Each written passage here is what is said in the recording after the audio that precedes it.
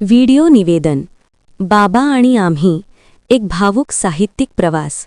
शब्दांच्या दुनियेतील ऋषी, मराठी ललित साहित्याचा मानदंड आणि ज्यांच्या लेखणीने पिढ्यानपिढ्या रसिकांना मंत्रमुग्ध केले असे ज्येष्ठ साहित्यिक रवींद्र पिंगे.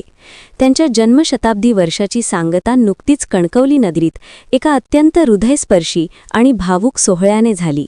कोकण मराठी साहित्य परिषद आणि वसंतराव आचरेकर सांस्कृतिक प्रतिष्ठान यांच्या संयुक्त विद्यमाने आयोजित बाबा आणि आम्ही या विशेष कार्यक्रमाने पिंगे सरांच्या प्रगल्भ साहित्य प्रवासासोबतच त्यांच्या हळव्या पितृत्वाचे पैलू रसिकांसमोर उलगडले. कार्यक्रमाच्या प्रारंभी मान्यवरांच्या उपस्थितीत पिंगे सरांच्या स्मृतींना अभिवादन करण्यात आले.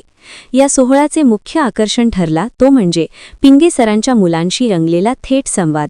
प्रसिद्ध निवेदक प्रसाद घाणेकर यांनी साहित्यातील महर्षी आणि घरातील पिता यातील पदर उलगडण्याचा प्रयत्न केला.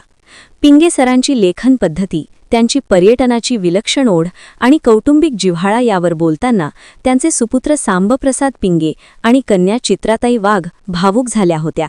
साहित्यात रमणारे बाबा घरात कसे होते हे ऐकताना उपस्थित रसिक श्रोतेही गहिवरले. यावेळी पिंगे सरांच्या अजरामर साहित्यावर सखोल मंथन करण्यात आहे. परशुरामाची सावली, शतपावली आणि आनंदाच्या लाटा यांसारख्या कलाकृतींनी मराठी मनावर केलेले अधिराज्य आणि त्यांच्या लेखणीतील प्रांजळपणा यावर मान्यवरांनी प्रकाश टाकला. केवळ मंचावरील संवादच नव्हे तर प्रेक्षागृहातील मीरा प्रभू वेर्लेकर, गजानन मांद्रेकर आणि प्रसाद कुलकर्णी यांनीही पिंगे सरांच्या सहवासातील किस्से सांगून या मैफिलीत अधिक जिवंतपणा आणला.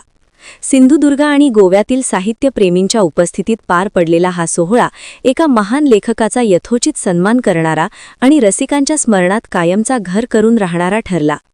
लेखणीचा हा परिमळ आणि आठवणींचा हा स्पर्श मराठी साहित्याच्या इतिहासात सुवर्ण अक्षरांनी कोरला जाईल यात शंका नाही.